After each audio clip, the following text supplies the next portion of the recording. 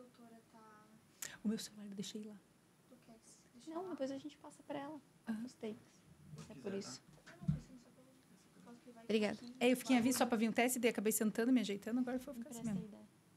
aí, o take lá no chão. Que começou. Senhoras e senhores, estamos no segundo IDIcast e hoje a gente vai conversar com a doutora Maria Elise.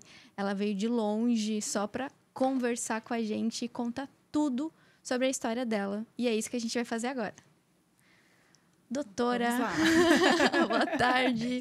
Cheias de acessórios, vamos que vamos. A gente está com muitas perguntas, a gente tem 27 perguntas aqui. Eu não sei se a gente vai conseguir fazer todas. Vamos lá. Mas são de mulheres querendo conhecer o seu trabalho. Acho que a primeira pergunta que eu quero te fazer é o que te fez trabalhar 100%, né, ou trazer bastante a tua energia para o rejuvenescimento facial, né, a cirurgia de rejuvenescimento facial. O que te fez buscar esse caminho?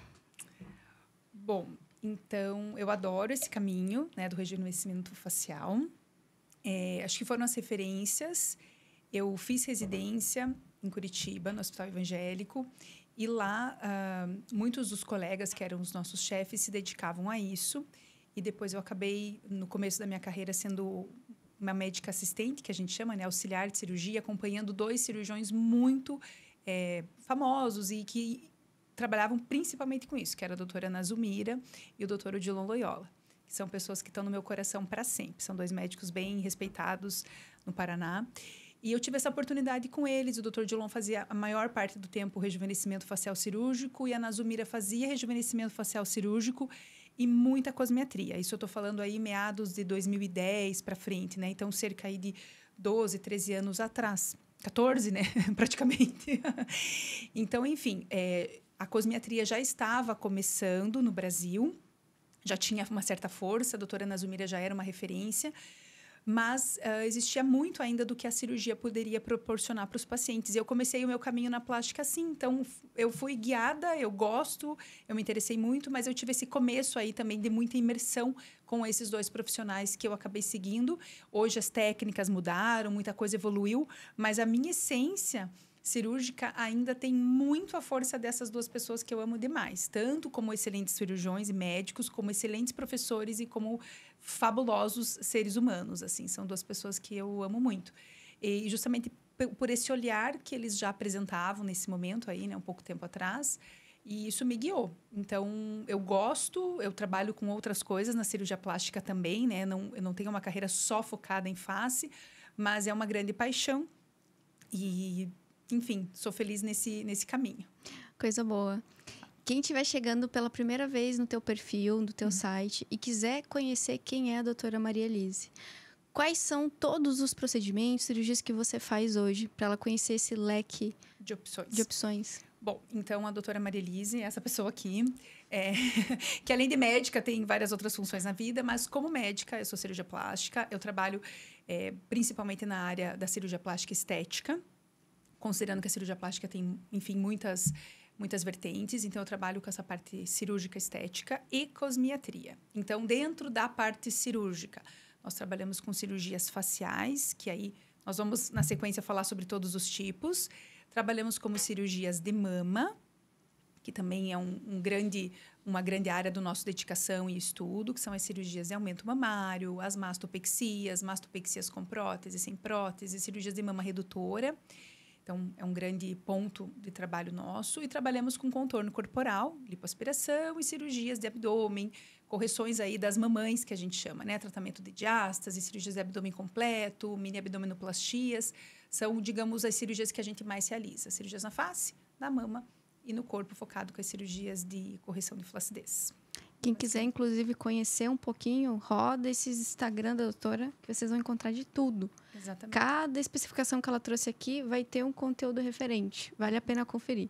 Só que hoje, na cirurgia plástica, né, Débora, você já me acompanha há um tempo, de alguns anos para cá, eu diria que de uns 5, 4 anos para cá, teve uma grande mudança nas perspectivas técnicas na plástica, né? Então, assim, teve uma grande história que foi reescrita, né, por técnicas novas. A pandemia, o momento que nós tivemos que ficar restringindo as nossas atividades cirúrgicas, porque isso aconteceu, né? A gente quer esquecer, mas isso aconteceu. Foi também um momento de muito conhecimento, muita troca, muito aprendizado, muito curso. E eu tive a oportunidade de seguir esse caminho. E aí eu adoro me aperfeiçoar. E nesse ponto de aperfeiçoamento, a gente acaba escolhendo o que a gente ama, né? Então, eu tive a oportunidade de mergulhar muito fundo nas cirurgias mamárias. Foi aí que a gente se conheceu, inclusive. Sim. E cursos como R24, mamoplastia em L, muito treinamento direcionado. E foi fenomenal conhecer esses colegas e toda a expertise que eles têm. E a gente aplica isso hoje. Mas também tive a oportunidade de focar nos procedimentos e nas cirurgias de face, com outros treinamentos também que né, mostraram aí novas técnicas, novas abordagens. Então, a gente foi focando em áreas importantes, né? Áreas que eu gosto mais. Então, algumas áreas, por exemplo, como rinoplastia, são cirurgias que eu não gosto tanto de fazer e também que eu necessitaria muito treinamento para me aperfeiçoar. Eu acabei deixando de fazer e hoje foco em outras áreas. Cirurgias de prótese glútea, prótese panturrilha, algumas outras coisas que eu não foco tanto, eu acabei deixando de fazer. E hoje tem colegas sensacionais focados só nisso, que aí eu indico para as minhas pacientes com todo carinho. A doutora Fala indica, mas ela tem uma clínica com várias mulheres especialistas lá dentro. Então, por mais que você escute aqui algum procedimento que você não conhece ou que a doutora não citou, provavelmente dentro da clínica vai ter, né, doutora? Isso, a gente teve também nos últimos 2 anos, 3 anos, digamos, essa grande oportunidade, né, de crescer o nosso negócio e, né, atingimos mais pessoas aí trabalhando com a gente. Então, hoje nós temos uma dermatologista, que é a doutora Eloana Lang, que está com a gente, que é muito legal, porque complementa muito esse trabalho do rejuvenescimento, né? Porque eu foco muito nas cirurgias, nos tratamentos injetáveis, e a Eloana vem com todo o conhecimento da dermatologia para complementar esse rejuvenescimento. E a Luana, que é uma fisioterapeuta focada nos tratamentos com tecnologias, equipamentos de laser, ultrassom microfocado, tudo que tem de moderno nessa área tecnológica, a Luana desempenha, então complementa muito o nosso arsenal. Delícia, hein? Que trio! Agora exatamente, já fiquei curiosa, quero o Instagram de todo mundo. Exatamente, aí vai juntando, né? E um paciente às vezes vem buscar determinada situação e acaba identificando outras coisas ali na clínica, então foi legal essa junção. Mas então vamos falar de face, né? A doutora trouxe que o seu maior interesse sempre foi a cirurgia de rejuvenescimento facial. Vamos falar um pouquinho de cada uma? Como que funciona, né? Existem alguns nomes populares na internet. Acho que é legal também destrinchar o que é o correto, o que não é. Tem muita gente que traz, né? O lifting facial, o rejuvenescimento. Depois tem outros aqui. Meu Deus, doutora. Blefaroplastia. Obrigada. Porque a face, ela é uma região que tem várias subunidades, né? Que são todas muito, muito nobres e importantes. Então, realmente, os nomes das cirurgias... Ela fala de novo essa pergunta? Como assim? Vamos fazer isso. Mas esse é o grande segredo do podcast, Não tá gravando? É só tirar essa parte? A gente tira, mas a gente entende. O grande chão do podcast é trazer uma conversa... Bem informal. Tipo um boteco, só com um boteco formal, entendeu? Tá. Na próxima a gente traz, então. A gente traz os petitos. Bom, então eu vou trazer a pergunta para se a gente quiser juntar de novo. Eu vou fazer de novo, mas eu vou fazer mais geral. Vamos falar em... ele vai cortar. Então corta, porque eu fiquei numa fala aqui que fiquei... Né? Falei, meu Deus, doutora, socorro, lê pra mim. Eu vou te perguntar o nome de todas, daí você traz, tá? Algumas vezes, mas não se preocupem, para poder gravar, eu mexer uma coisa na... Tá, vai botar a gente nos stories, marca nós. Posso fazer? Tá. A doutora falou pra gente que tem muito interesse nas cirurgias de face. Fala um pouquinho do nome de cada uma, né? Porque na internet muita gente conhece de jeito diferente, então é legal trazer esse esclarecimento para as mulheres e os homens que estiverem assistindo. Joia. Então, assim, a face é uma região com várias subunidades anatômicas, né? Então, quando a gente fala face, tem muita coisa acontecendo aqui.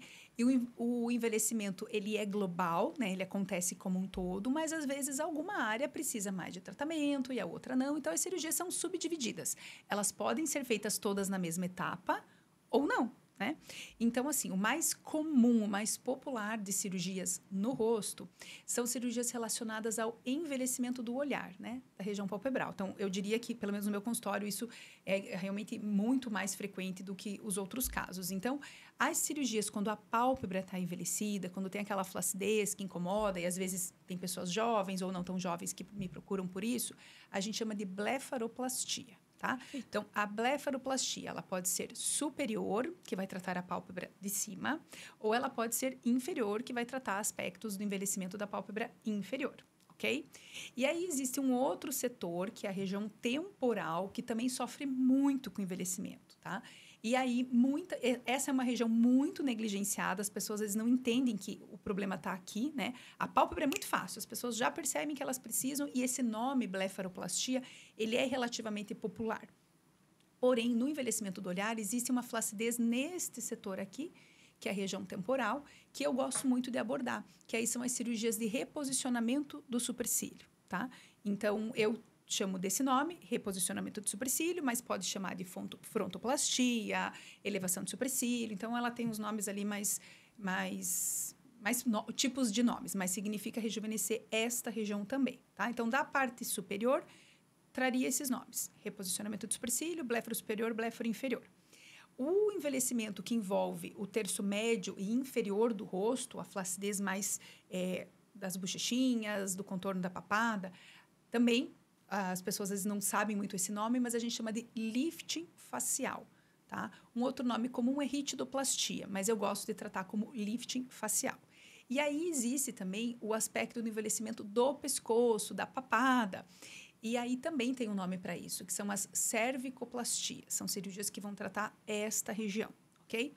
Também há cirurgias que eu gosto muito, que vão trabalhar o envelhecimento do lábio, tá? Uma delas, que é de reposicionamento aqui da distância entre o lábio e o nariz, que se chama lip lift.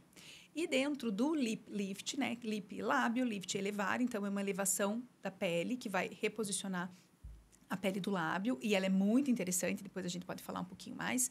Não é tão comum, mas ela é muito legal, eu adoro. Dentro do lip lift, existe a possibilidade de, além de tratar a região aqui da columela, tratar a flacidez do canto do lábio, que se chama corner lift. Então, também tem o tratamento cirúrgico do cantinho do lábio caído.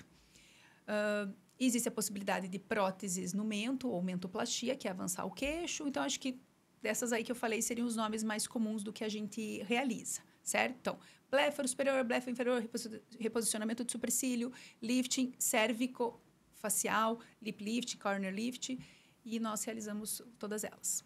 E a paciente, quando chega... Deixa eu botar um pouquinho para cá. A paciente, quando chega no teu consultório para conversar com você, qual é a dor, né, que ela te traz? Doutora, eu tô com ruguinha, tô com bigodinho, qual que é o termo que ela gosta de te falar quando ela tem alguma situação para resolver no rosto? Então, os termos são mais populares mesmo, né? E a coisa que as pacientes mais falam para mim: doutora, meu rosto está derretendo. Esse é um termo, assim, bem pesado, mas é o que elas mais falam. Doutora, eu tô derretendo, o que aconteceu? Eu tô derretendo, né? Então, acho que essa é a dor, é sentir... E eu sinto isso também, né? Porque eu já sou uma pessoa com mais de 40 anos, então eu também tenho essa percepção. E é justamente essa queixa, esse nome derreter, é de fato o que acontece, né? Porque nós temos uma estrutura feita por camadas, né? A nossa face, ela é feita por ossos, estruturas de gordura, que são os coxins de gordura, estruturas musculares, ligamentos, mais gordura e a pele. E com o envelhecimento, existem agressões externas que nossa face recebe, e mudanças internas, né? Muito mais do que no corpo, até porque o nosso rosto está muito mais exposto ao que está acontecendo fora, né? Insolação, enfim, desgastes do físico. E, além de tudo, o nosso rosto é a nossa estrutura que mais se movimenta. Nós estamos o tempo todo movimentando essa estrutura. Então, o desgaste que a gente tem com a fala, com a mastigação, com o abrir e fechar dos olhos, que é constante, é o dia todo. A gente só descansa o rosto quando a gente dorme, né? Então, de tudo, essa dinâmica contínua faz o quê? Gasta o nosso corpo. O osso fica menor, a pele fica mais fina, as estruturas de colágeno mudam, os ligamentos que seguram ficam mais relaxados, e isso vai gerando essa perda, né? Eu gosto de um exemplo que eu sempre falo para as pacientes. Nosso rosto é como se fosse uma roupa em um cabide. Né? Pensa um blazer bonitinho num cabide. Legal. Com o passar do tempo, é como se o cabide, que é o nosso osso, ficasse menor. Então, é você trocar aquele blazer para um cabide menor. Ele não fica troncho, ele não derrete. E, ao mesmo tempo, ele amassa. Então, às vezes, eu gosto de fazer esse paralelo. Não adianta eu querer passar a roupa se ela está no cabide errado. Não adianta eu querer passar uma roupa e colocar ela no cabide pequeno. Eu preciso reposicionar, eu preciso colocar a estrutura ajustada, ou seja, voltar para o cabide maior e daí passar a roupa. Né? Então, o envelhecimento facial tem isso. Ele tem o próprio desgaste da pele, que seria o amassado da roupa, e a frouxidão geral, que é o desgaste das estruturas internas, da musculatura, o desgaste da gordura, que faz esse derretimento, esse, né, que todo mundo sabe. É só olhar no só espelho ali, perceber. que quem tem mais de 40 anos, 50 anos, que a gente vai entender. Olha, eu tô com 34, vou fazer 35 esse ano e eu já tô vendo a pálpebra aqui do meu olho, acima mesmo, caindo às vezes e eu já... Não, daqui a pouco eu vou ter que fazer cirurgia, eu já tô vendo. Mas, Débora, o que acontece? Eu brinco, eu falo isso muito. Eu tô numa região, especialmente União da Vitória, uma região super caucasiana, né? De pessoas muito claras. E as pessoas têm muitos olhos claros em União.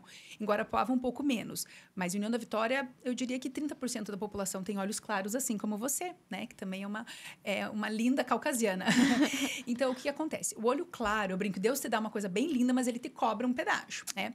O olho claro, ele tem muito fotossensibilidade, né? Então, não tô falando agora dos teus 30, eu tô falando desde que você nasceu, bebezinha, você tinha mais sensibilidade pela luz. Então, você está sempre mobilizando a musculatura para diminuir a entrada de luz. E esse movimento envelhece mais a região palpebral. Né? Fora o fato que você também usa óculos, então, obviamente, também tem uma sensibilidade ocular aí. Sim, horrores. Então, é muito comum, né? Eu brinco para acalmar um pouquinho as pacientes jovens que se incomodam com a flacidez da pálpebra. Eu falo, olha, Deus te deu esses olhos claros aí, mas ele cobrou um precinho, né? Então, o envelhecimento dessa região do olhar, ele é muito complexo. Por isso que hoje, inclusive, a gente usa muito o termo blefaroplastia híbrida. Né? O que é isso? O que é essa blefaroplastia híbrida? É só um nome comercial? Não. É um termo que eu aprendi com a doutora Júnior Favarin. Eu fiz o curso dela de blefaroplastia híbrida. Eu já usava esses conceitos, né? Enfim, obviamente que aumentei muito mais o meu treinamento com ela. Mas é justamente isso, que aqui não é só flacidez, não é só tirar pele que resolve. Eu preciso de mais coisas e, portanto, o nome híbrido para abranger tudo isso. Então, o rejuvenescimento do olhar, ele envolve isso.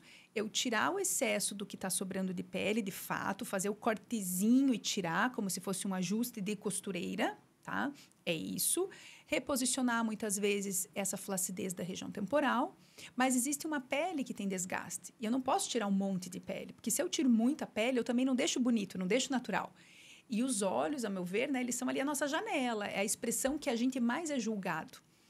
Se você pegar uma criança, ela interpreta quando o olhar está estranho. Né? Então, essa percepção do olhar natural é algo muito intrínseco nosso. Portanto, o olhar, o olho rejuvenescido do pós-cirúrgico, ele tem que ser muito natural. Acho que essa é a região que merece mais cuidado, mais delicadeza. E, portanto, você pode tirar um pouquinho de pele na medida correta, reposicionar a sobrancelha na medida necessária e as outras coisas que ainda podem precisar podem ser feitas com toxina, que é o Botox, que ajuda muito a diminuir esse desgaste. Principalmente uma coisa que eu sou fã, que é a lipoenxertia, que são os preenchimentos de gordura, porque muito do que se consome aqui é compartimento de gordura. Além disso, trabalhar na textura da pele, né, com peelings ou microagulhamento, que é algo que eu adoro, que é o microagulhamento, aquele rolinho com as agulhinhas, eu adoro esse procedimento, faço praticamente em toda a cirurgia de rejuvenescimento do olhar. Então, ou seja, é um mix de coisas, que vai dar o nome aí do bíbrido, para você rejuvenescer, fingindo que não fez nada. Porque essa é o legal da história, né? Você poder melhorar, as pessoas olharem e falar, ué, o que aconteceu? Será que ela pintou o cabelo? Meu Deus, você não envelhece nunca? Como assim? Será que ela acontecendo? pintou o cabelo? O que aconteceu que tá bom, né? Então, eu acho que o olhar, ele pede isso. Ele pede uma, digamos assim, uma admiração sem julgamentos. Porque ser julgada por estar melhor é uma coisa que a gente quer fingir que não fez nada, né? Então, a ideia é isso, é trabalhar tecnicamente para entregar uma melhora, mas de forma suave. E aí também tem as dificuldades, porque essa área é uma área muito nobre e com muitas questões, né? Pele muito fina, exposição ao sol, os vasinhos aparentes, nem tudo se corrige. A gente vai ter que aceitar que algumas questões estão acima da possibilidade de melhora. Mas dá para fazer milagre. É Dá só para melhorar conversar muito. com a doutora, né? Milagre acho que é uma palavra forte, dá para melhorar bastante, né? Hoje a gente vive uma geração essa geração dos filtros, né? A geração onde eu posso inventar uma aparência da inteligência artificial. Então, é um desafio, né? Porque as pessoas, elas se veem na modelagem dos filtros como umas melhorias muito legais, né? E aí, a gente quer acreditar naquilo e a gente quer ser julgado com aquela aparência. Então, hoje, a cirurgia tem seu papel, a gente tem que evoluir, tem que melhorar. Eu me dedico bastante, mas eu estou sempre aprendendo, estou sempre aberta para evoluir, mas existem limites e a gente também tem que entender um pouquinho disso. Então, trabalhar com isso também tem esse aspecto, né? E até onde levar a técnica... pra realidade, sempre. E conversar e discutir, e o paciente confiar que vai estar sendo feito melhor, mas que não vai estar sendo feito tudo que ele quer, ou tudo que ele almeja. Não é tão simples. Até porque, se a gente for olhar para 20 anos atrás e hoje, as coisas mudaram muito. Sim. Né? Então, a doutora está sempre estudando, sempre progredindo para trazer o melhor. Uhum. Tenho certeza que se vocês quiserem saber quais são as melhores formas e tecnologias, vocês precisam conversar com a doutora. A gente faz o possível, né? Assim, obviamente que muitas pessoas no mundo estão estudando isso, né? A gente hoje, com essa questão da internet, dos cursos à distância, também facilitou muito para os médicos, né? Hoje a gente consegue comprar um aplicativo que é tipo uma Netflix de cirurgia, né? Que foi o meu presente de aniversário esse ano, inclusive. Foi comprar esse streaming de cirurgiões que eu respeito muito fora do Brasil e poder acompanhar as cirurgias deles. Ao vivo. Não ao vivo, elas estão gravadas e muitas vezes editadas, mas é muito legal, porque você consegue ver. Porque cirurgia tem isso, você pode ler a técnica. Um artigo te ajuda muito, mas ver, enxergar fazendo é muito importante, né? Então, a gente muitas vezes sabe a técnica, treina, enfim, mas ver ali a pessoa com a mão na massa, literalmente, eu imagino que as cozinheiras, costureiras também vão se identificar. Fazem a mesma coisa. Com essa percepção, né? Alguns tipos de ensino dependem de você enxergar lá como que é o pulinho do gato que a pessoa tem. Então, foi o meu presente e eu vou desfrutar o ano todo desse treinamento e, né, assistindo cirurgia e... Que enfim, bom que tá o sendo bem mundo legal. vem trazendo essas facilidades. essa oportunidade. Uhum. E eu queria te perguntar, em questão até a que idade que eu posso começar a buscar a pensar em fazer uma cirurgia, ou até eu tenho, por exemplo, alguma situação no meu rosto Uhum. e eu vou fazer só um procedimento, ou quando eu chego com você, o que é o melhor? Qual que é a idade e qual que é... Qual que é o momento? Bom, então, assim, eu brinco que no nosso consultório a gente tem uma clínica de multiespecialidades dentro do rejuvenescimento, né? Dentro da estética. E eu brinco que a gente não vende uma cirurgia, a gente vende, né, um tratamento, a gente vende um cuidado. Então, a gente tem, obviamente, pacientes de vários modelos de idade, né? Então, o ideal é que o paciente possa buscar, ou na minha clínica, ou enfim, em outro lugar, que ele possa buscar, mesmo que jovem, quais seriam as recomendações para a sua faixa etária. Então, tem pacientes que já têm interesse. Hoje, as mulheres muito jovens têm um nível de exigência muito alto, elas procuram muito precocemente, né? Então, há pacientes jovens que querem melhorar. E ali, naquela fase, a gente normalmente não vai precisar de tratamento cirúrgico. A gente vai recomendar algumas coisas. Então, eu vou dar um exemplo. Por exemplo, uma paciente jovem de 30 anos no nosso consultório, seguindo a filosofia minha, da doutora Eloana e da Luana, a gente muitas vezes está mais freando elas do que estimulando. Porque a mulher de 30 anos hoje, 20 e poucos, ela tem muito estímulo. Ela tem esse Instagram inteiro só falando de beleza. Então, ela fica cheia de ideias, ela quer fazer muitas coisas. Então, e outra, a estética está em qualquer lugar hoje, né? Sem nenhum tom pejorativo, mas em qualquer esquina você vai encontrar vender seringas, vender tratamentos. Então, a filosofia não é essa. A nossa filosofia é cuidar, é estudar, a ter capacidade técnica e te recomendar, de fato, o que você precisa. Isso vai te tornar fiel a nós e você vai, quando precisar, você provavelmente vai nos procurar. Então, a nossa ideia, a nossa filosofia é essa. É entregar o que você precisa naquele momento, com estudo e com dedicação. Então, a menina jovem vai chegar lá, às vezes, querendo muita coisa, a gente vai orientar, falar, você nem precisa de tudo isso. Muitas vezes vai trabalhar num skincare mais sofisticado, produtinhos mais interessantes, não vai fazer nada injetável. De repente, com o passar do tempo, vai poder fazer uma outra coisa, uma toxina, um estímulo de colágeno, vai passar para outra fase. E aí, obviamente, temos mulheres que já chegam com os sinais instalados. Então, a mulher que chega com os sinais mais instalados, a gente vai, se precisar de cirurgia, recomendar, se precisar de tratamento ali para complementar, a gente vai fazer também. Então, tudo depende da tua necessidade, não é da idade.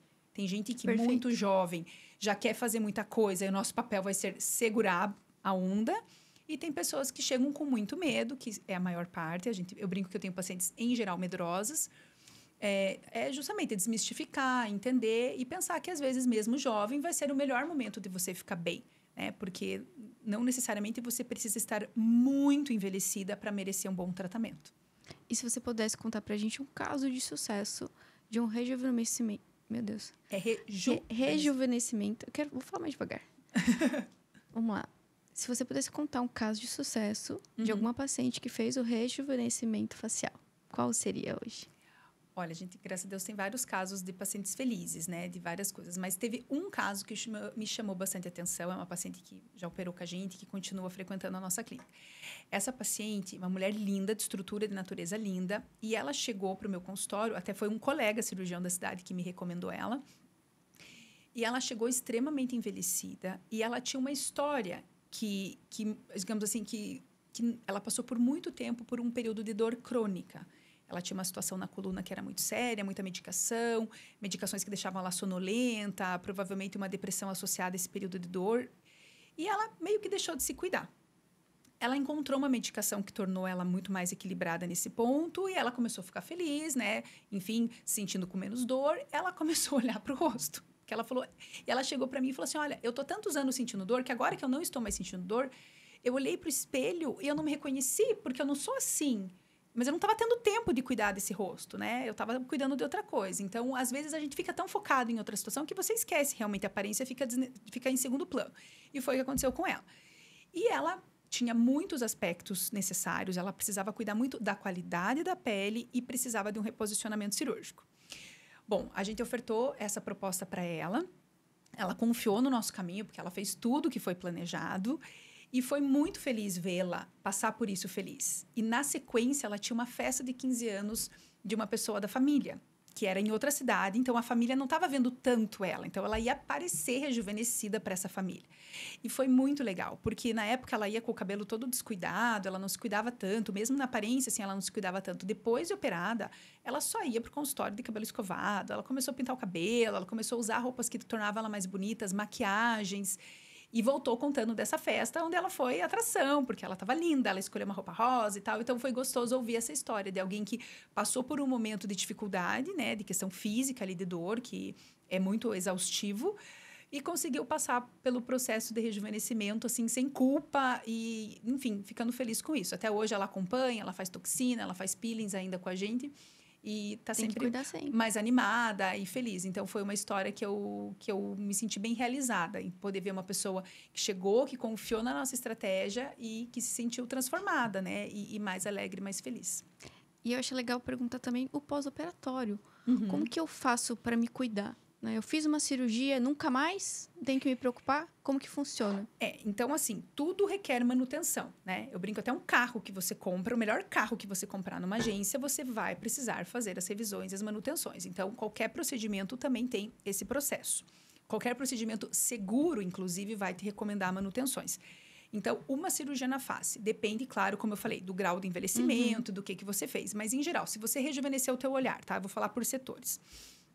Rejuvenesci o meu olhar, fiz um tratamento completo na região da face, na região palpebral. Reposicionei sobrancelha, tratei a pálpebra e cuidei da pálpebra inferior. O que seria recomendado? Que você pudesse continuar cuidando, por exemplo, com toxina.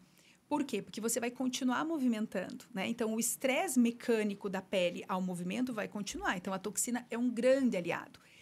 Uma coisa interessante, Débora, tem paciente que chega para mim com a pálpebra muito flácida e quer só a toxina. E aí, não é o momento de fazer a toxina, porque existe tanta flacidez que o teu rosto precisa, a tua sobrancelha precisa levantar, para levantar esse olhar, para você conseguir enxergar, porque, né? Então, fazer o Botox quando a tua pálpebra está muito flácida não é legal. Tem alguma famosa que você percebe hoje, talvez até das mais antigas, não sei, alguém que não fez a cirurgia e que dá para ver o quanto ela tá perdendo, talvez até a naturalidade, porque ela preferiu. É difícil falar de famosa, né? Hoje parece que as famosas não estão mais tanto em evidência, mas assim, qualquer pessoa que vai tendo um peso na região palpebral vai ficando com uma aparência mais cansada, vai tendo uma aparência de desânimo, transmite isso, né? Então, só fazer a toxina muitas vezes não vai melhorar, pode até piorar esse aspecto. É bem comum as pessoas chegando, eu fiz toxina, meu olho caiu, eu não gostei. Então, neste momento, o que eu recomendo? Bom, se você tem flacidez, a melhor condição é reposicionamento cirúrgico, melhorar cirurgicamente e depois continuar usando a toxina. Por quê? Porque a toxina vai diminuir o estresse mecânico da pele e vai evitar que você envelheça tanto. Porque, vamos lembrar, depois que você opera, você continua envelhecendo. Não é um jogo que acaba, né? Você melhora Perfeito. e continua nessa sequência. Então, ao meu ver, sendo bem prática, assim, se eu pudesse recomendar algo bem direto, acho que quem rejuvenesce as pálpebras cirurgicamente tem que pensar numa complementação com toxina, se possível 2 vezes ao ano. Protetor solar, uso de óculos de sol para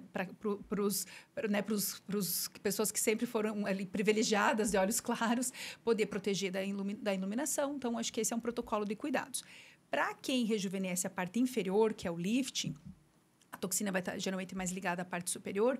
O lifting, ele resolve muitas coisas e que você, às vezes, não vai precisar de tanto tratamento injetável, nada tão invasivo, tá? Então, o lifting, normalmente, o que é interessante? Que você possa cuidar da pele.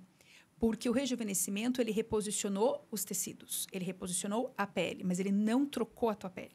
Então, para quem faz um lifting, geralmente a nossa recomendação é continuar cuidando da textura da pele, que é usar protetor, usar uma vitamina C, um antioxidante, um clareador noturno, continuar cuidando da textura dessa pele. Um laser, eventualmente, um microagulhamento, que também renova muito, o Morpheus, outras tecnologias que vão ajudar bastante, tá? Então, sim, rejuvenescer cirurgicamente te tira um pouco de carga, de excesso de cosmetria, porque também não é uma brincadeira que você vai gastar a vida inteira, né? Então, eu sempre brinco, a gente tem que negociar. Bom, se eu vou operar, eu vou investir naquele momento, muita coisa não vou precisar fazer. Mas, para a manutenção, uma ou outra coisa vai ser necessária. E como é que é em questão da cicatriz? As cicatrizes, bom, a pele da face é uma pele muito favorável para a cicatrização. Tá? Delícia! Então, a gente está falando de um ponto onde as cicatrizes, em geral, não são grandes problemas.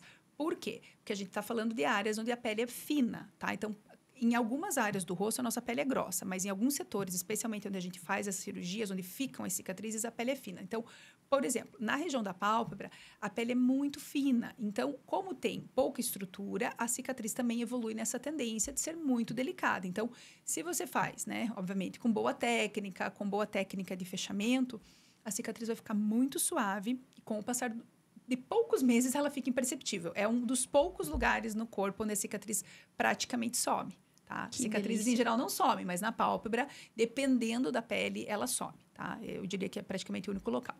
Na pálpebra inferior, eu, em geral, não indico muita retirada de pele. Como eu falei, a pálpebra inferior, para mim, é uma região de maior nobreza, porque qualquer excesso aqui não fica interessante. Qualquer excesso pode mudar o posicionamento do canto do olho, pode ficar uma aparência de operado, aquele olho que era ovalado ficar muito redondinho, aquele olhinho de boneca estranho. Então, todo mundo conhece alguém que teve um estigma de blefaroplastia inferior e que é muito difícil de resolver e é muito desgastante. Então, eu prefiro resultados naturais. Portanto, na pálpebra inferior, 99% dos casos eu não faço cicatriz. Eu tiro o excesso de bolsinhas por dentro, que a gente chama de técnica transconjuntival, tá? Então, muito do rejuvenescimento envolve em tirar esse excesso de bolsinhas. Então, muitas vezes eu vou tirar o excesso sem fazer o corte por fora, só por dentro, ele vai cicatrizar sem cicatriz, e por fora eu não vou fazer.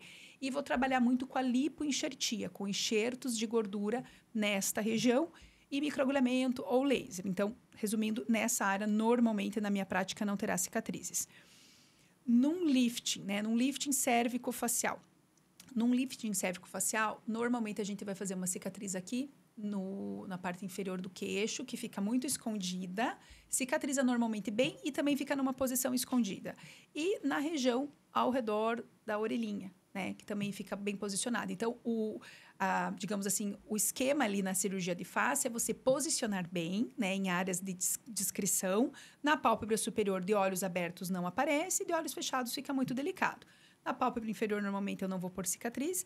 E no lifting, propriamente dito, vai ficar ao redor da orelha, encaixando em pequenas curvas que o nosso rosto tem, numa pele fina que também com boa técnica, que acho que a gente vai ter um momento para falar exatamente sobre a técnica da face moderna, da cirurgia de face moderna hoje, sem tensão, com pouca tensão, a cicatriz fica muito delicada e no queixo também praticamente não aparece. Ou seja, a cicatriz não é o principal problema, o que importa é o reposicionamento suave para ficar bonito e você poder fingir que não fez. Vamos então falar da técnica, vamos falar Certo. das novidades. Eu acho que, já que você trouxe esse tema, quem estiver ouvindo e quiser continuar pegando a ordem, acho que vai ser legal a gente conversar. Jóia. Então, como eu falei, né, a história da cirurgia plástica passou por um processo de muita transformação nos últimos anos. As técnicas se aperfeiçoaram em praticamente todos os setores. E na face, houve uma mudança muito legal e eu tive a chance de acompanhar. E hoje a gente consegue desempenhar essa cirurgia moderna de face, tá? Essa cirurgia se chama Deep Plane Facelift, associado ao Deep Neck, que é a cirurgia do pescoço. Então, essas técnicas, o que elas trazem de novidades? O interessante é que a gente pôde, hoje, abordar áreas que antes a gente não atingia no descolamento, né, no trabalho cirúrgico. A face ela é muito nobre, cheia de estruturas muito sensíveis e com o conhecimento anatômico mais apropriado, com a possibilidade de laboratórios de anatomia e tudo mais, muitos profissionais foram, digamos assim, desvendando esse cenário anatômico e isso permitiu avançar nesse horizonte cirúrgico, né? Anatomicamente avançou-se. E aí nós temos uma linha de ligamentos aqui na face, que são estruturas que mantêm a nossa face meio paralisada, que meio estável numa determinada região, como se fosse uma foice, que são os ligamentos faciais. Esses ligamentos foram desvendados, enfim, classificados por um profissional australiano, e é muito interessante o trabalho dele, e que é o Brian Mendelsohn, que eu tive a chance, com a doutora Nazumira, lá em 2010, de entrar em cirurgia com esse Nossa, que legal. com esse profissional, que é um cirurgião super interessante, super dedicado. Já nesse momento, ali, 2010, ele já estava super focado nisso. E, obviamente, hoje a gente colhe os frutos desse trabalho e vários outros profissionais que complementaram. Enfim, então, a cirurgia da face, ela se resumia a gente descolar um pouquinho a pele e dar pontinhos na camada profunda. Bom, com essa evolução, com esse conhecimento, a gente pôde liberar esses ligamentos, que são essas estruturas que travam o nosso rosto nessa altura. Então, a gente pode liberar esse ligamento e avançar e chegar em áreas mais profundas. E aí, a face vai ficar mais solta, permitindo um reposicionamento mais completo. Tá? Então, as cirurgias Deep Plane vem disso, né? Plano profundo, ou seja, avançar cirurgicamente, liberar ligamentos, conhecer o território para poder fazer isso sem danificar nervos, sem danificar músculos e reposicionar de uma forma mais completa, ou seja, você não reposiciona só a pele, você não torna o paciente amassado, você traz junto um retalho de pele, gordura, musculatura, ou seja, é um rejuvenescimento mais fisiológico, ele é mais parecido com você antes de envelhecer do que você envelhecido amassado. Né? Então, acho que é mais ou menos isso. É você reposicionado do que você amassado. E é o que gerava muito estigmas nas cirurgias de face. A sensação que a pessoa não ficou mais bonita, ela só ficou esticada. Isso a gente tem como ver hoje, né? Sim. Se a gente fosse olhar hoje artistas internacionais que passaram Sim, a gente tem muitos estigmas. Inclusive, esses estigmas ficam na cabeça dos pacientes, né? Eu sempre brinco. Às vezes, os pacientes chegam e falam assim, doutora, eu quero melhorar, mas eu não quero ficar igual a Ana Maria Braga. Que é um grande estigma, né? Que eu até, assim, admiro o trabalho e a vitalidade que ela tem, enfim. Mas, digamos que cirurgicamente, ela tem algumas questões ali que, às vezes, impressionam um pouco. E aí eu brinco, tem tantas mulheres que estão lindas, que também estão operadas, mas que você imagina que não, né? Eu brinco, que tal você ficar igual a Glória Pires, que muito provavelmente tem um lift muito bem feito, que está mais bonita do que quando ela era jovem, mas você não parece que ela operou. Então, você acha que ela não operou, que ela está linda assim na natureza. Só botox, preenchimento na verdade, assim, não é, né? Um trabalho bem feito é um trabalho que fica escondido, né? Então, esse é o caminho. Então, hoje, essas técnicas novas conseguem isso, um reposicionamento mais elegante. E aí, no pescoço, o pescoço sempre foi muito negligenciado cirurgicamente. Também trabalhava-se pouco, rostos magrinhos, rostos só flácidos magrinhos ficavam muito bem, porém o rosto mais pesado, uma paciente com uma flacidez, uma gordurinha maior, não ficava bem resolvida. O que indicava-se normalmente era só lipoaspiração na região do pescoço, né?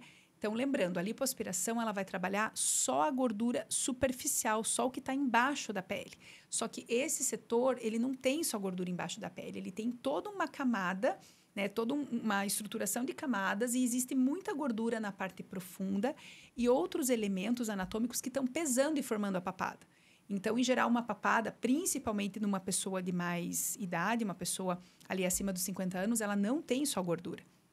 ela tem outros aspectos que precisam ser melhorados. Existe a flacidez da musculatura, o descenso de algumas estruturas como glândulas salivares. Então, tudo isso faz o peso da papada acontecer. Antes não tinha-se muita possibilidade para isso, né?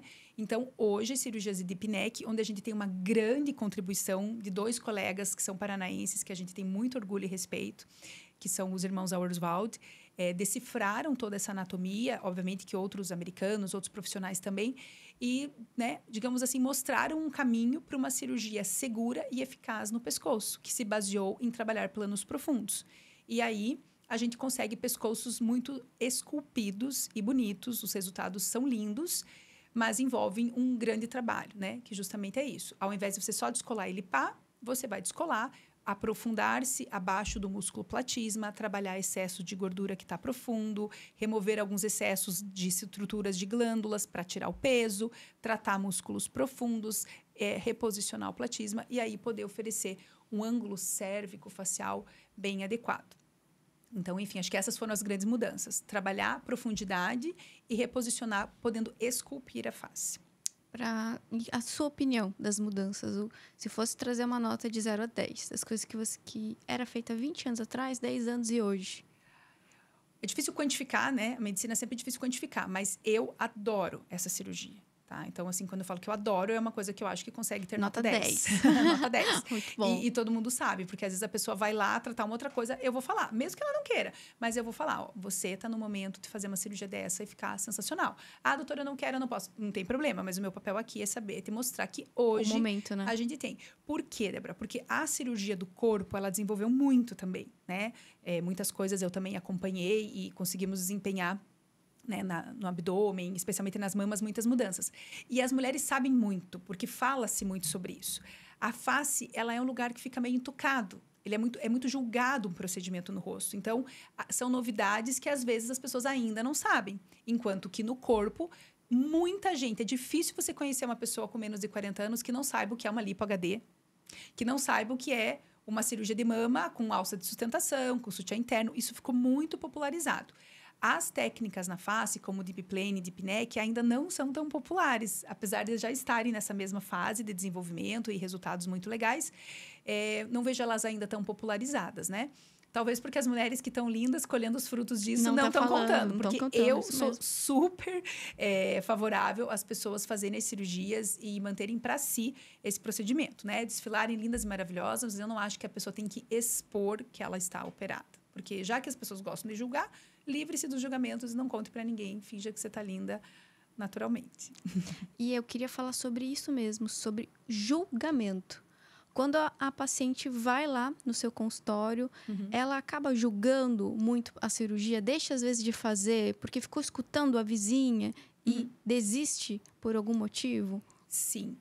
As cirurgias, em geral, a família, quem está em volta de um paciente que está buscando uma melhora, tudo tem medo, né? Tudo gera medo no mundo. A gente sempre fala, a segurança é sempre uma coisa importante e as coisas têm risco. Então, obviamente, que as pessoas ao redor, às vezes, não incentivam, tá? Isso é bem comum. Então, existe esse julgamento. E aí, eu sempre faço esse paralelo, até porque eu opero o corpo também.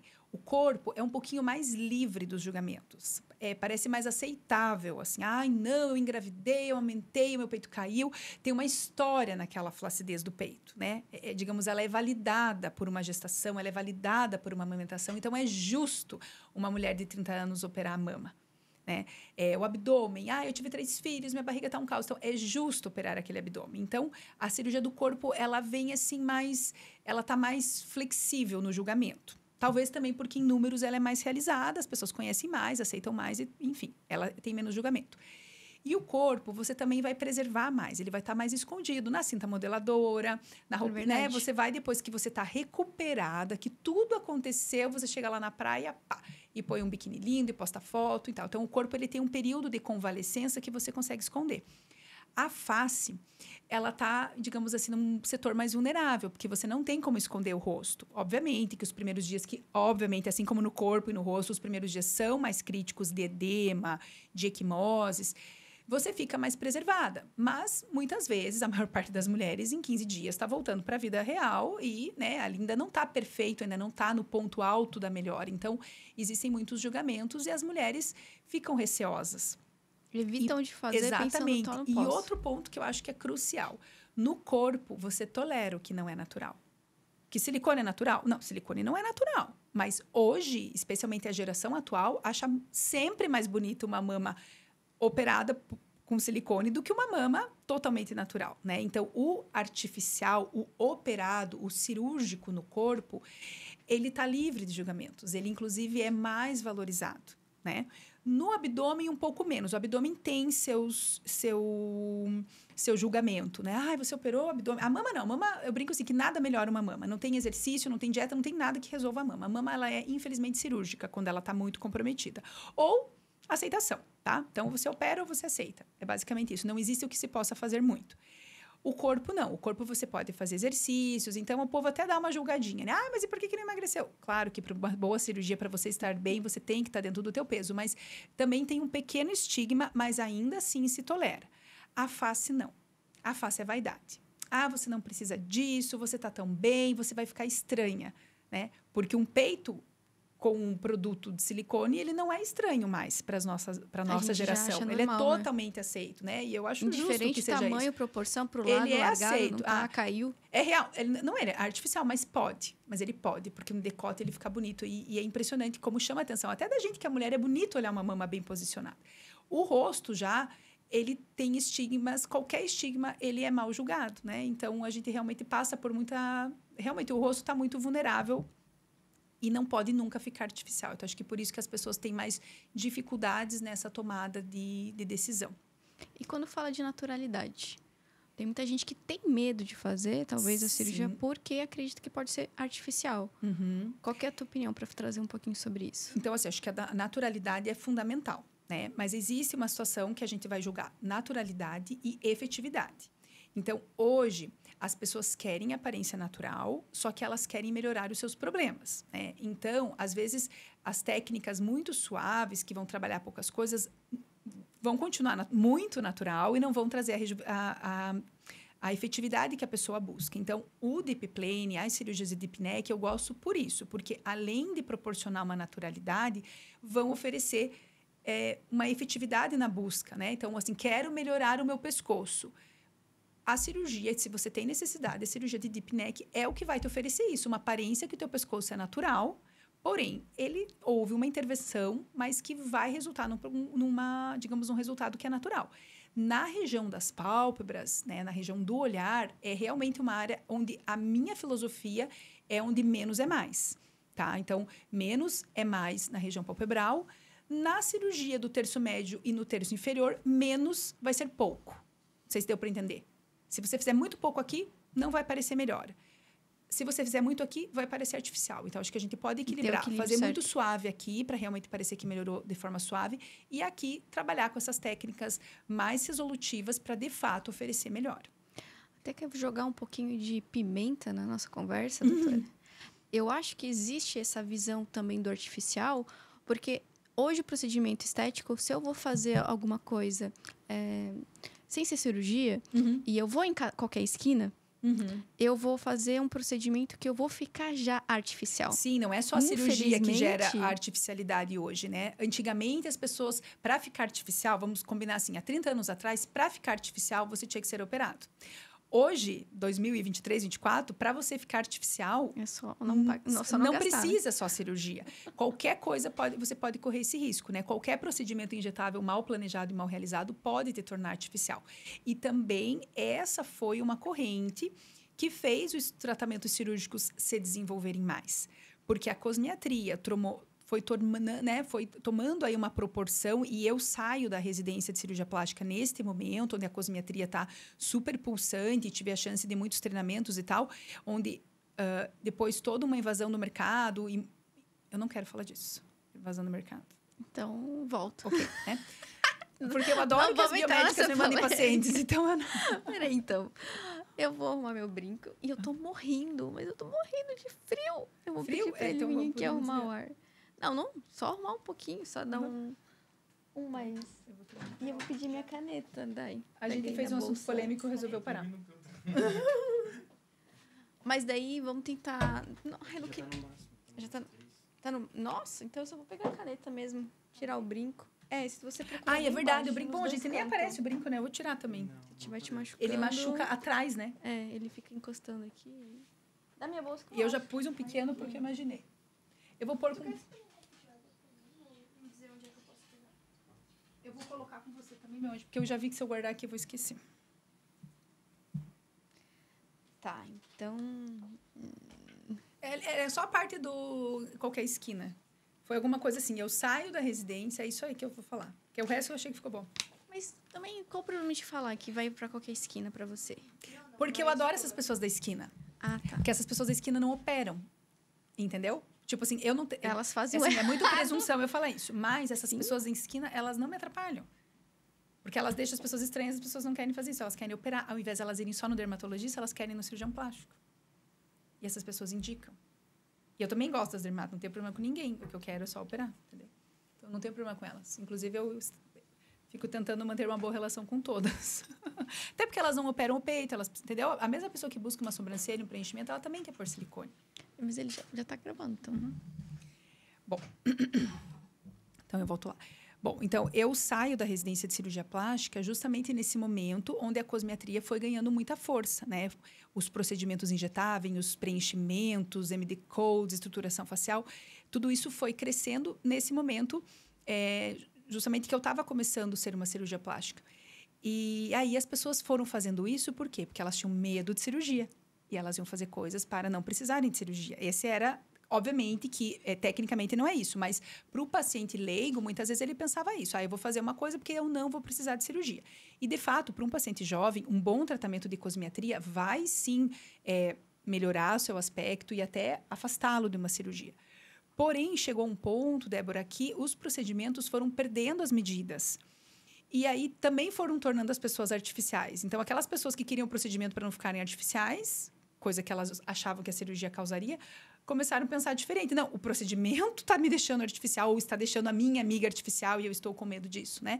Por isso que eu falei, eu tenho muitas pacientes medrosas. Geralmente, as pacientes que me procuram, elas têm medo das coisas e aí eu fico feliz que elas consideram que, enfim, querendo a minha opinião, por um procedimento que elas vão julgar, assim, aceitável e natural. Então, realmente o medo do artificial é totalmente compreensível, né? E hoje, eu sempre brinco, o bonito da cirurgia é claro, fazer um procedimento que te torne natural e o que pareça natural, porque natural é o quê? É o que Deus fez, né? Parecer que não está mexido é natural. Na verdade, não é, porque foi mexido, mas parecer que nada aconteceu é ser natural. Então, você não precisa ter medo, você só tem que procurar profissionais que estão preparados para te oferecer essa possibilidade de parecer natural. Então, essa é a nossa meta. Eu vou pedir para você soltar o cabelo agora. Tá. E arrumar aqui na frente. Pode Depois ser que eu tenha colocado aqui meio bagunçado. Puxou muito. Aí a gente consegue ter uns takes de cabelo solto também. Você quer que eu tire o cabelo solto agora? Deixa eu ver como vai ficar. Continua falando no microfone. A Vamos fazer um Xuxinha. segundo visual aqui, pessoal. A Xuxinha é sua. Aí a Dayala já... Nossa videomaker oficial. Já fala aí se ficou... Veja aí. Eu gostei. Olhando aqui, ficou bom. Então tá. Vocês que sabem como é que ficou aqui. A gente não tem espelho. Faz uma foto nossa aí e a gente olha. Mas é aquilo que você falou, quase não aparece tanto, né? Fez? Mostra aí pra nós. Porque agora eu quero falar um pouquinho também com você padrões de beleza na internet. Uhum.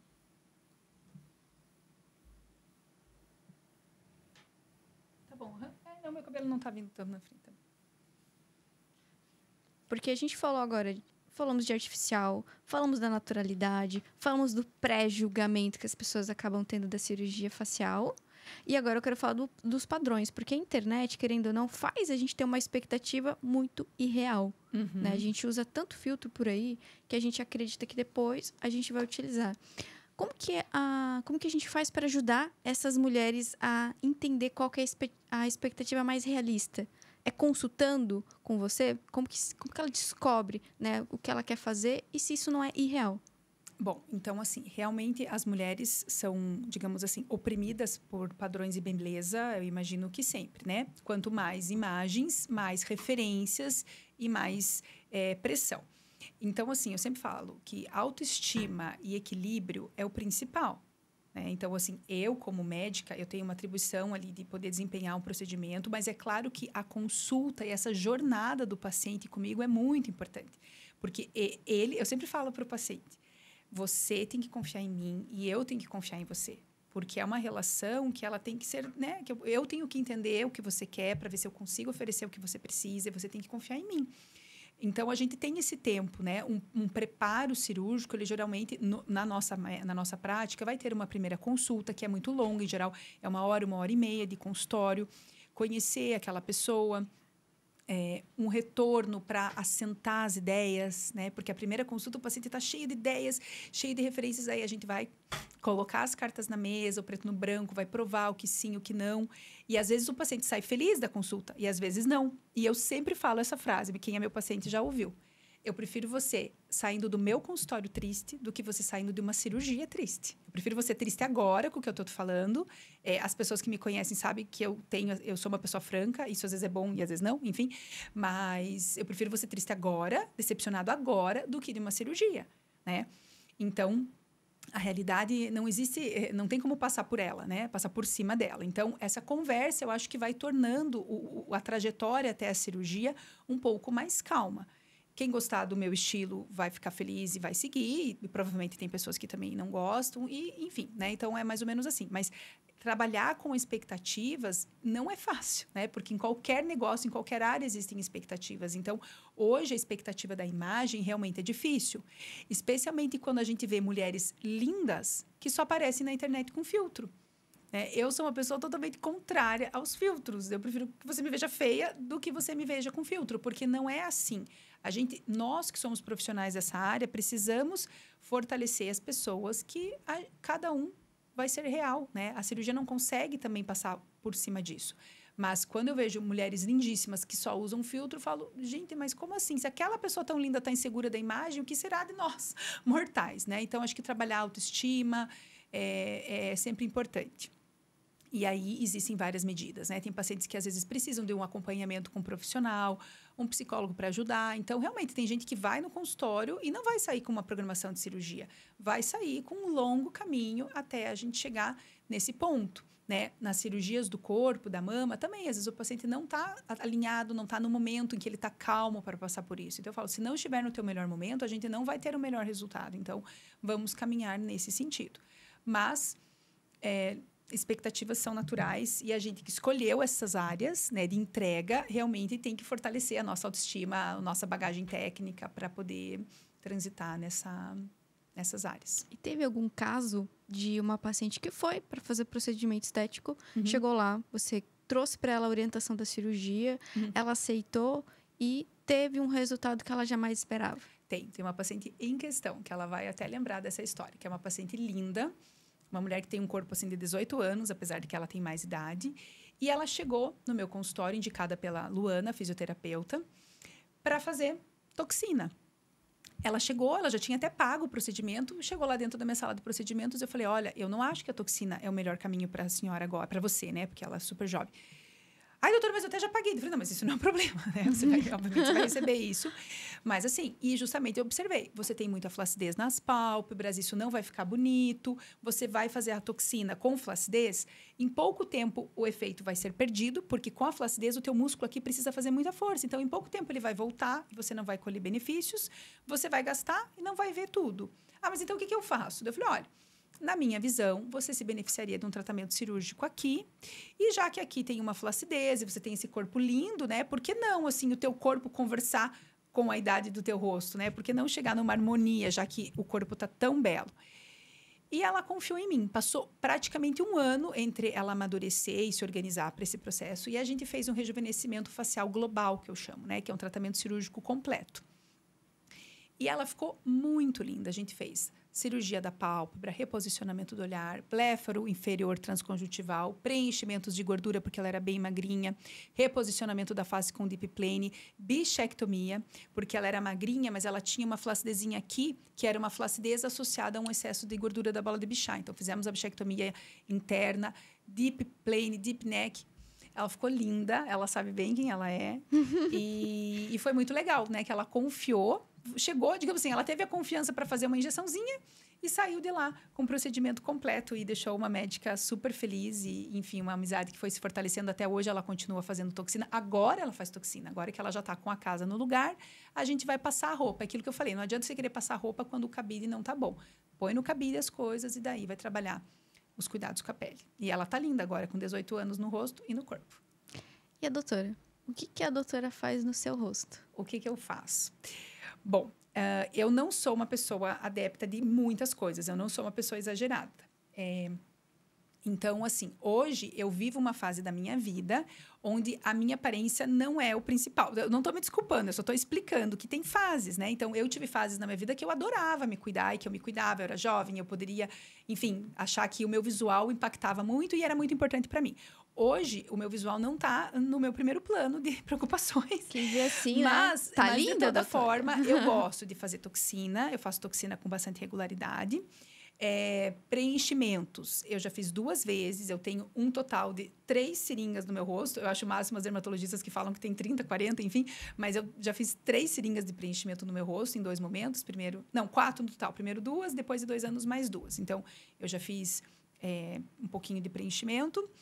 Já fiz Ultraformer e passo protetor solar. É isso que hoje eu consigo fazer. Já fiz Sculptra algum tempo atrás. Então, assim, mas eu tô precisando fazer muita coisa. Então, olhando. mas eu não sou eu poderia estar fazendo mais coisas. Hoje, o que eu sinto que eu preciso? Eu preciso continuar fazendo toxina, eu preciso fazer estimulador de colágeno, eu faria um pouco mais de preenchimento, principalmente nesses cantos aqui, que eu adoro preencher o queixo dos pacientes e hoje eu já sinto que eu preciso. Faria um pouquinho de preenchimento no lábio e faria lasers para continuar com viço na pele. Então, isso, a minha equipe lá, uma hora me pega e uma hora eu faço. Precisava fazer estimulador de colágeno no glúteo, precisava fazer cirurgia no peito, o que eu mais precisava é de cirurgia. Mas, uma cirurgia no abdômen. Mas é um nível também de aceitação, né? Então, assim, eu sempre falo, tem pacientes que eu poderia ficar melhor operada, com certeza, mas a minha fase de vida hoje, eu não estou na fase de focar nisso. Como tem pacientes que ainda não estão, mas quem estiver, quem sentir, a gente está aqui para tentar orientar da forma mais real, concreta e preto no branco, e enfim. E a minha equipe que me aguarde, porque o dia que eu puder me cuidar mais, eu vou estar cheia de necessidades. E uma pergunta que eu quero fazer é o que uma pessoa nunca deve fazer no seu rosto? Se teve alguma situação que você já vivenciou? Olha, eu acho que cada um faz o que gosta, né? Eu não julgo artificialidade, eu acho que tem gente que gosta, tem profissional que gosta, então sejam felizes. Agora, o que eu não recomendaria, tá? No seu rosto, procedimentos injetáveis com substâncias permanentes, como, por exemplo, PMMA. Tá? Então, esses procedimentos eu acho que ninguém merece fazer, por mais inconsequente que a pessoa seja, eu não recomendo, porque isso pode ter repercussões muito desfavoráveis a longo prazo. Tá? Então, o meu estilo, a minha filosofia de rejuvenescimento é: procure um profissional completo. Um profissional que entenda do que faz, um profissional que entenda a tua necessidade, que saiba por que sim e saiba por que não fazer coisas em você. Essa é a minha recomendação. Então, procure um profissional completo. Mas, a partir daí, se você gosta de coisas mais exageradas, né, vai encontrar profissionais nessa linha, mas não faça procedimentos permanentes, né? Injeções permanentes, acho que são muito, muito preocupantes. Até porque, se a gente for ver, tem muitas mulheres que acabam trabalhando muito, né? Fazem querem ser parecida com a Barbie. Tem, assim, entram em paranoias, né? Mas isso a gente já vai considerar distúrbios psicológicos, né? Essas alterações de percepção já fogem do natural, né? Já fogem da maioria. A maioria das mulheres quer, sim, estar bonita de uma forma suave e delicada. Então, eu acho que as exceções existem e aí elas são patológicas. É difícil a gente... Tem uma pergunta que alguém fez aqui, eu não sei se a gente já respondeu, mas é possível eliminar bigode chinês? Então, o bigode chinês, ele é um termo, né, leigo, para a gente chamar esta linha aqui, tá? Que é o sulco nasogeniano, tá? Então, é isso daqui, é o bigode chinês. E aqui para baixo tem a priminha dele, que é a linha de marionete, tá? Que são essas preguinhas. Então, essas pregas, elas têm a ver com envelhecimento na região lateral do rosto, tá? Com essa queda aqui e com desgastes aqui. Então, dependendo do grau do bigode chinês, você pode, se for suave, só trabalhar com preenchimento de ácido hialurônico, um preenchimento na região do mento aqui, para suavizar um pouco a linha de marionete. Dependendo do grau, quanto mais longe a gente tiver, quanto mais flacidez a gente tiver, enfim, se a gente tiver um pouquinho mais do que isso, você pode trabalhar preenchendo um pouco a região malar, tá? Trabalhando um pouco o suporte aqui na parte posterior do rosto, também vai ajudar no suporte. Porém, se ele já está mais intenso, se já existe mais deslocamento, se já houve esse derretimento da face, aí o lifting é a cirurgia que vai te ajudar nesse sentido. Porque o reposicionamento aqui vai liberar ligamentos que deixam tudo travado, você vai estar livre para fazer isso aqui na cirurgia, tá? Reposicionar essa flacidez e trabalhar complementando as faltas de estrutura, né, óssea, enfim, também com procedimentos ou lipoenxertia. Então, a cirurgia para quem precisa muito, é o procedimento que mais vai gerar resolutividade.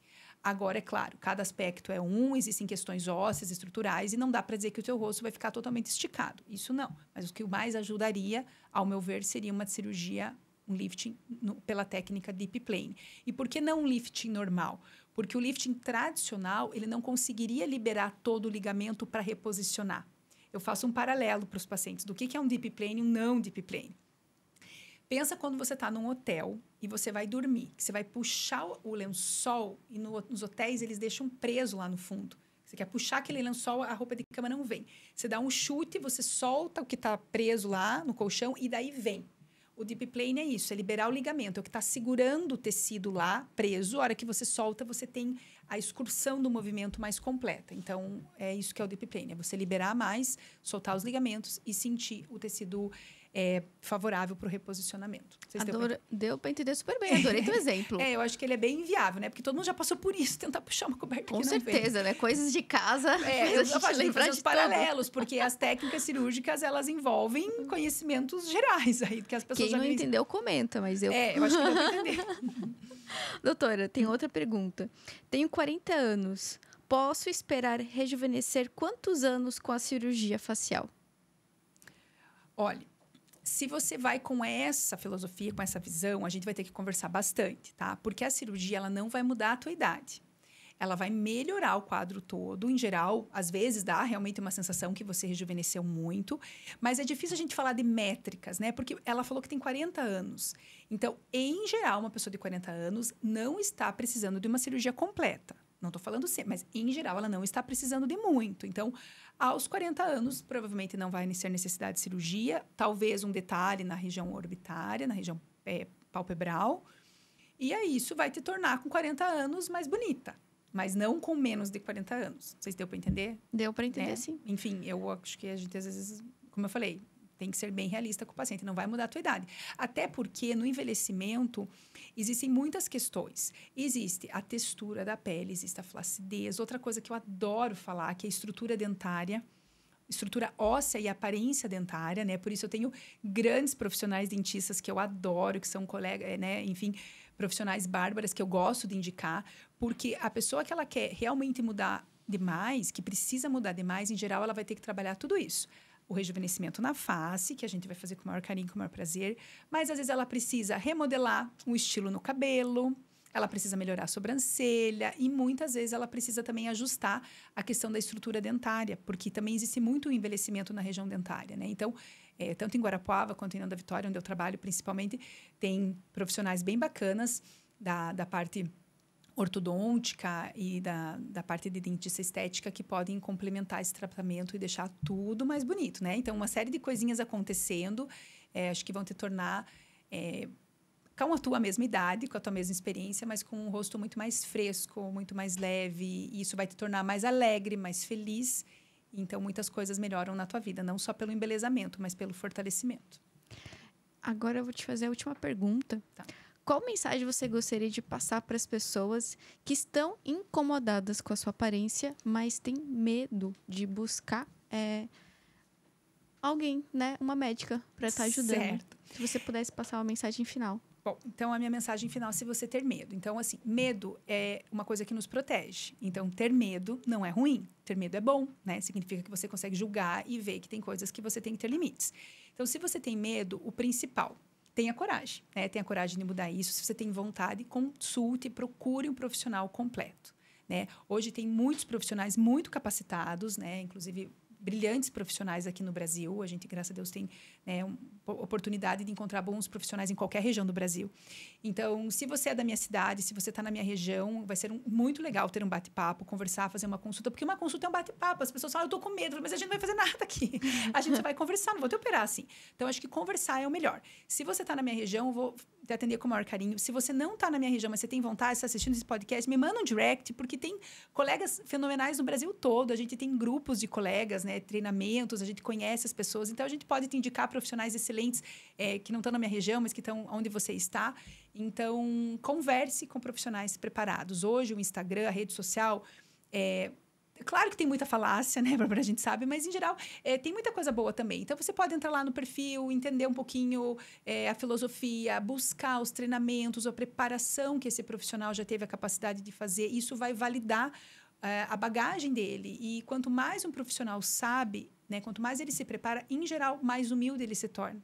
Então, conversar com humildade, né, também a gente ter o respeito ao paciente e discutir, avaliar o que pode fazer, analisar, pensar, ver o que dá para fazer, ver os resultados, né? No consultório a gente mostra os nossos resultados, avaliar, ver orçamento, pensar, trazer uma pessoa da tua confiança junto. É legal ter alguém da família junto.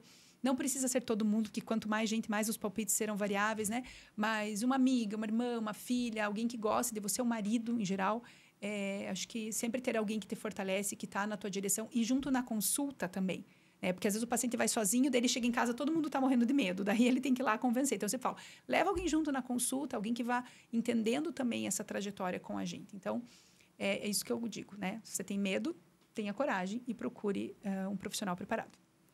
E quem quiser marcar a consulta com você, estiver te vendo agora no IDCast e quer conversar um pouquinho, onde que ela pode ir? Vai no teu direct, vai ali no link da bio? Nós temos um link na bio, né? Que a gente fica à vontade, mas muitos pacientes entram em contato pelo direct, ou tem gente que faz os comentários aqui, a minha equipe vai estar sempre atenta e alerta para tentar conectar e dar, enfim, um feedback, um retorno para agilizar esse processo da gente se encontrar.